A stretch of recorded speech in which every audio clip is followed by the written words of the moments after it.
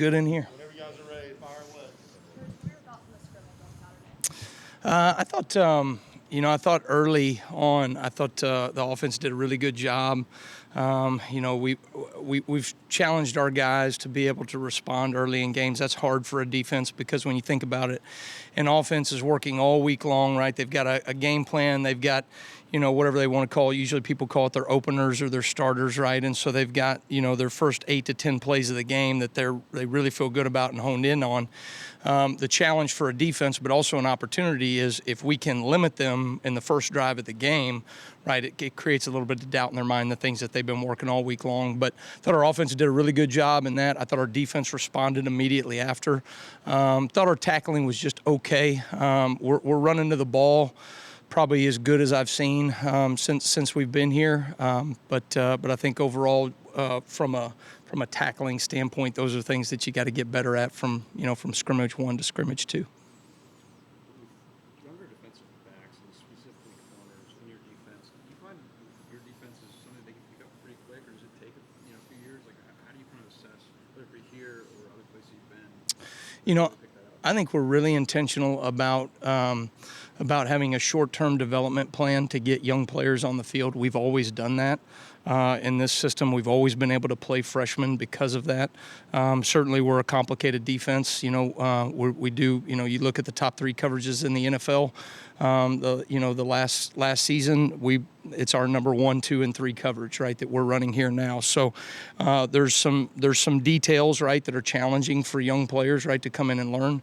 But we feel like we have created a system that is simple enough for a young man to learn, and then detailed enough really for the nuances as you go, right? There are certain things that maybe an older corner may understand, but it's more about offensive recognition or recognizing a split or a concept that we really spend most of our time on offensive recognition. So the way we install the defense is, we teach them the concept of what we do, never just the role, right? Never just here's what the field corner has or here's what the Mike backer has. Then we talk about situational application. How's it applied to third down, red zone, 2-minute when they need a field goal versus 2-minute when they need a touchdown, right? Totally different scenarios, and the concepts are applied differently. And then what we're getting ready to go into is straight offensive recognition. So by the time we get to the season, it's all about when the offense comes out in a 3-by-1 and the back set out a little bit wider versus tighter, you're either going to get this or this, so that we can play, really with anticipation as opposed to reaction. Defense is inherently reactionary, so we're trying to play with anticipation. How did it go? LT Overton such a dangerous pass rushing option? Well, LT has a great skill set. You can tell he has honed in his pass rush ability. He's got really good complementary answers to his fastball. He's a great speed to power rusher. But he's done it probably 1,000,000 times over his life, right? And he can feel, whether the offensive lineman is on his top hip or his bottom hip, and know how to counter back inside or outside. So he's a really great on-body rusher, is what I would say, right? So that when he gets in to the man, he knows how to counter back very quickly. And he's 280 pounds, right? So, and can move his feet. So those things are really challenging for an offensive lineman to deal with. Do you think he's perfectly built for your bandit position? And when you got here, that's something you saw? It's just wow, this guy's. I think him and Zebo Latham are really the frame, right? That's the ideal. That person has to play a 4-eye. They have to play a 5 technique. They got to play a 9 technique, right? Occasionally, right, they'll fall back inside on the run fit, some of those things, right? They can do a lot of different things. But I'm impressed with their athleticism. I mean, those guys, they can really move. They do a good job to be that big. So yeah, I would say from a prototype bandit position, the field defensive end, that makes things really challenging to establish runs to the field when you have a 280-pound ass kicker over there. So. How did the technology piece of things go during the scrimmage, and with the Yeah. headset communication? Do you see that as a benefit to the offense or the defense? That's a great question. I think time will tell. We're different. The NFL, right? They have pictures, so they have a picture.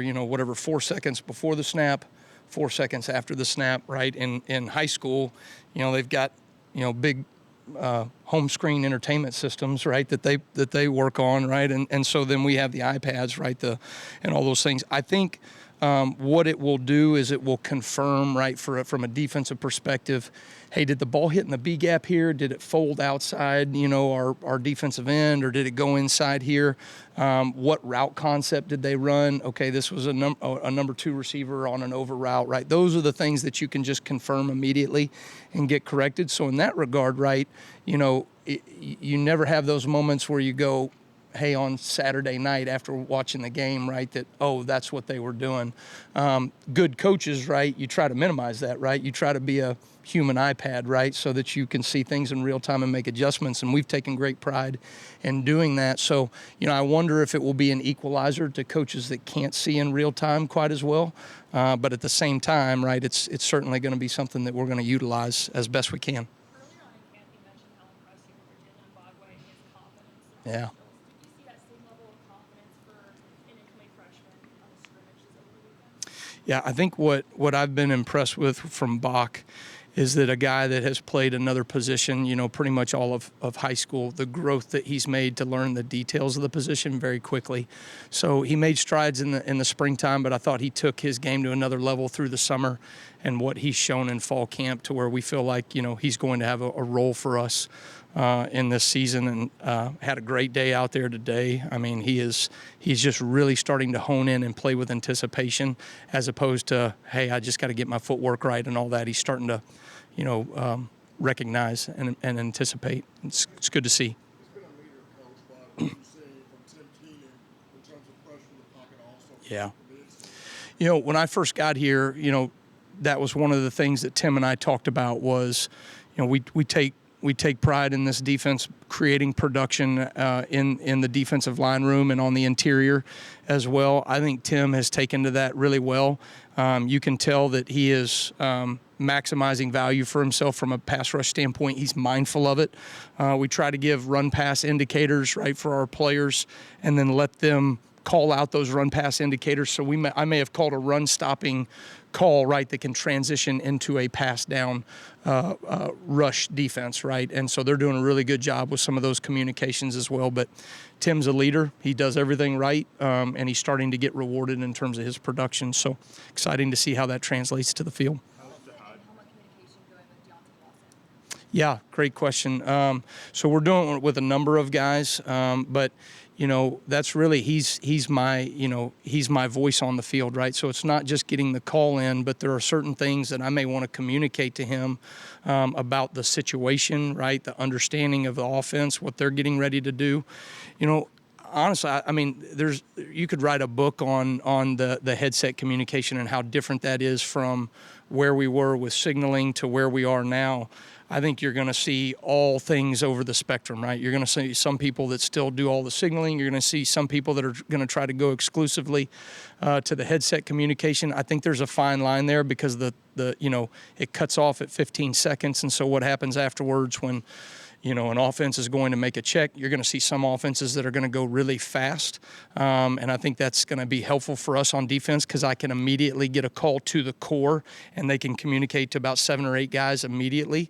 When teams are going fast, you're going to see some teams that wait until under 15 seconds and then they go. So now the defense is back to the normal signaling. So it'll be a cat and mouse game. And I'm excited to see, how to navigate that. I want to stay ahead of the curve. I'm sorry. Yeah, I think Mo Linquist does a tremendous job from a technical standpoint. He's one of the best teachers that I have seen. I think those guys are very fundamentally sound. Even those young freshmen, they don't look like freshmen out there in terms of what they're doing from a fundamental perspective and their footwork, their hand placement. Very detailed, very organized, and very intentional about their individual time. And I think it's showing up in practice right now. What I'm excited probably to see is some of those younger players are playing with anticipation. Defense is inherently reactionary, right? So the offense comes out in a personnel formation, whatever, and we react to whatever those things are. But if you can say under this personnel and that formation on 3rd and 6, right, now it's either going to be this or it's going to be that. Now we can play with anticipation. I think the corners are leaning into that right now. How's Jihad doing? What have you seen from some of those, both Justins really? Yeah. Yeah, I think, Jihad is such a versatile skill set. I think he came here as an outside linebacker originally, and then made that transition to inside linebacker. That is not an easy transition. I think people just hear the word linebacker and think it's about the same. They're different worlds, playing the outside linebacker and inside linebacker position. I think he's really done a great job of understanding the details that it takes in the run fits in the interior, the communication piece to get everybody else lined up as well. I think, Jihad's another guy that could be a green dot type guy for us. And so, what I've been impressed with some of those younger backers is they see a standard of Jihad Campbell and Deontay Lawson. I think Justin Jefferson is really playing at that same level. And so those guys are really pushing every single day. But it's a hard road as a freshman linebacker for us right now. We put a lot on those guys and demand a lot of them. So, it's back and forth every day.